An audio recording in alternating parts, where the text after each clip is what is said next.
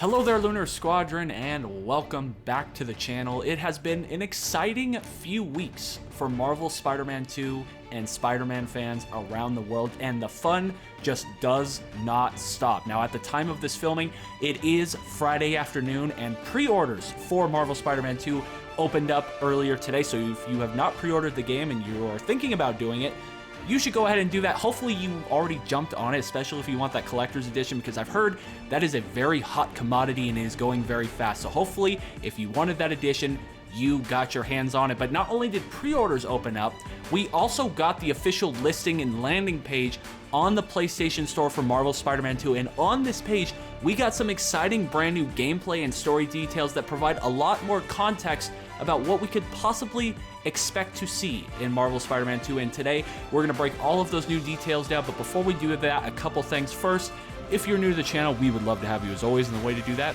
just go down below this video, hit that little subscribe button and bell notification right on next to it.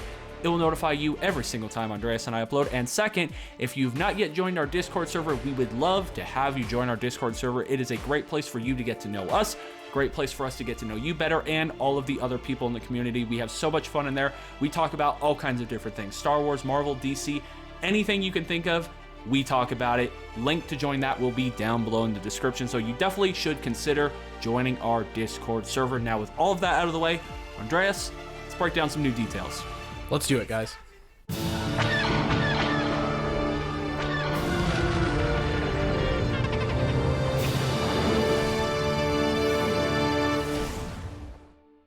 Let's dig straight into the brand new gameplay and story details that we have, starting off with this first paragraph where it says, Spider-Man, Peter Parker, and Miles Morales face the ultimate test of strength inside and outside the mask as they fight to save the city, each other, and the ones they love from the monstrous Venom and the dangerous new symbiote threat. Just a few things here. First of all, I like that it says inside and outside the mask, because it implies that maybe these Spider-Men are going to be dealing with a bit of their personal life, which is something that, we haven't really seen as much. And second off, a lot of emphasis on Venom here. Yeah, that is the big thing I'm taking away from this paragraph when I first read it, was that the central focus here was not on Kraven.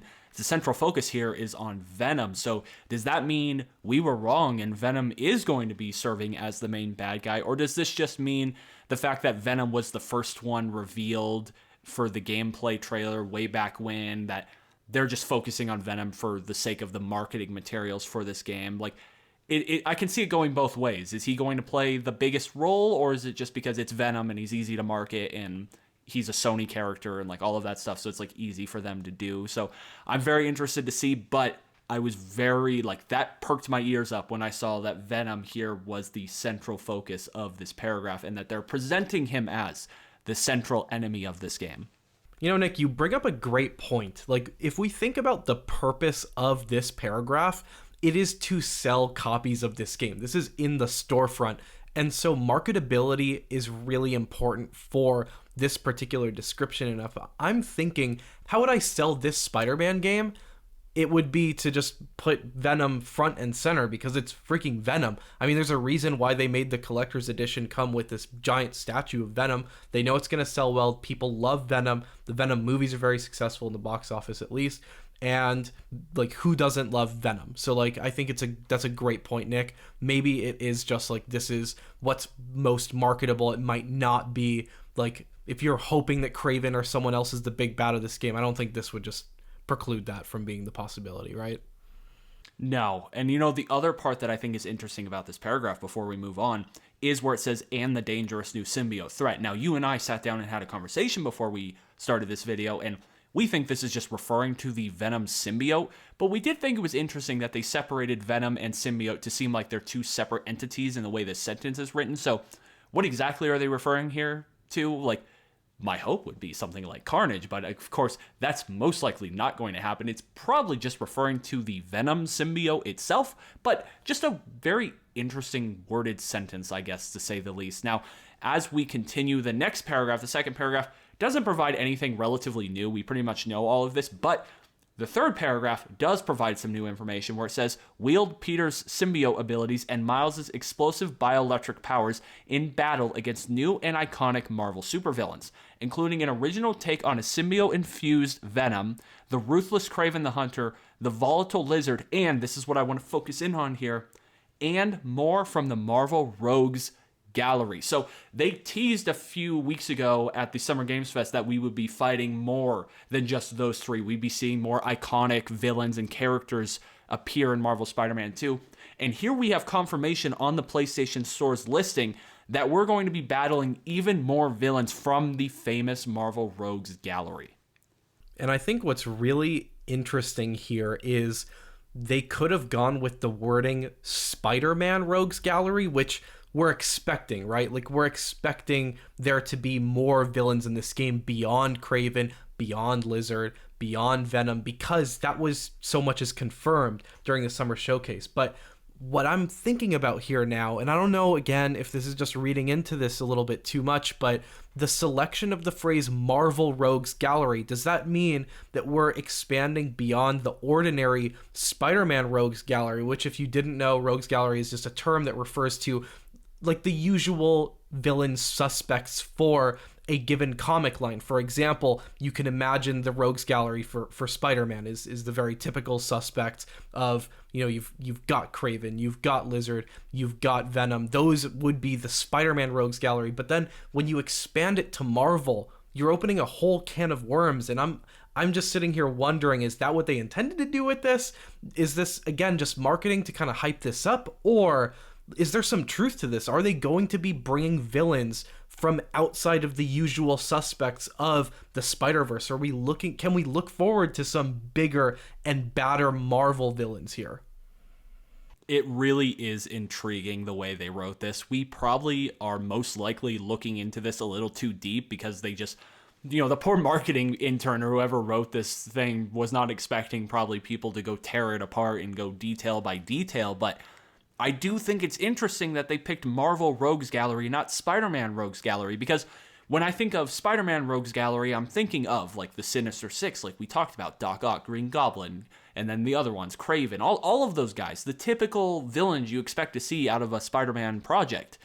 But when you say Marvel Rogues Gallery, I don't immediately go to those traditional Spider-Man villains, but if I had to guess, I'm pretty sure they're referring just to the overarching Spider-Man Rogues Gallery, because there are still plenty of villains that Insomniac needs to touch on within Spider-Man's own sphere of influence before we start getting involved in the bigger, badder Marvel characters and villains. And I feel like they're trying to keep this Spider-Man universe kind of closer to home here, you know, the friendly neighborhood Spider-Man.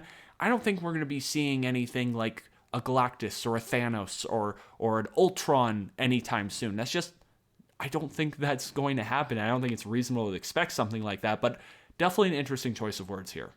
Now, the information here also gives us a bit of a description on how haptic feedback, adaptive triggers, and you know, what we come to expect from PS5 tech, including Tempest 3D audio and all of that.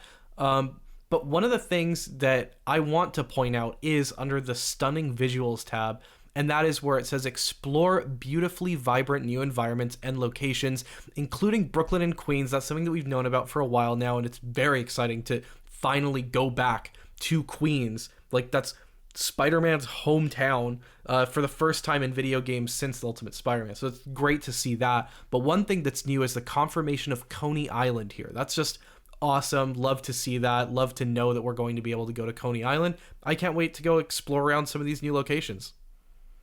Yeah, it's incredibly exciting just because it's proving that Insomniac is trying to take and will be taking the next step when it comes to Marvel Spider-Man 2 with reimagining the map and making it even bigger than the first one. And the first one was very big. It was a huge section of New York City that you could spend hours getting lost in and traveling around, and they're adding on to it in Marvel Spider-Man 2. I am incredibly excited to see just how big the map actually turns out to be and how many locations they actually do end up adding in the end, because now, you know, we know we're getting Queens. Now we know we're getting Coney Island. Are there going to be any other locations that they haven't mentioned yet in this game? Because it feels like every week or two they go, oh yeah, we're adding Queens. Oh yeah, we're adding Coney Island. in another 2 weeks, are we going to get information about another location? Like, probably not, but that's what it feels like right now. And I'm just so excited to see what they do with the map in this game. And I'm so excited to see what next step they take with the first true, next-gen Spider-Man game from Insomniac, because I feel like each iteration has just gotten significantly better than the first one.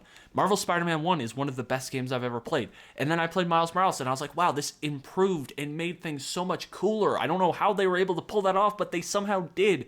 And now we're coming in on Marvel Spider-Man 2, a true exclusive next-gen / current-gen game, where it looks like they're trying to pull off crazy things. And if there's any studio that I trust out there, it is Insomniac Games to put forth an incredible experience. So every day that we get new information about this game, it just makes my hype level go higher and higher. And I don't know how much higher it can get, because I am incredibly excited for this game. And on that same note, Nick, like, this isn't just expanding like 1 or 2 new locations either.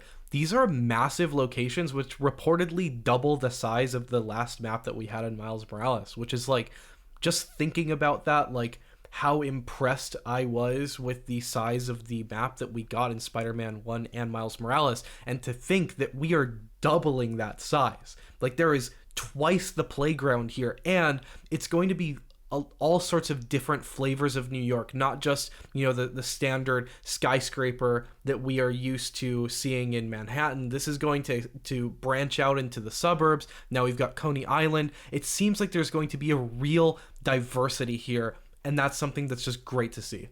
Well, there you have it, guys. Those are the new details that we received today. Let us know in the comments down below what you all think of this. Do you think, for example, that this is going to either reinforce or refute that Venom is the big bad in this game? Or are we just reading too much into this? Also, do you think that there is something to the whole use of the phrase Marvel Rogues Gallery here?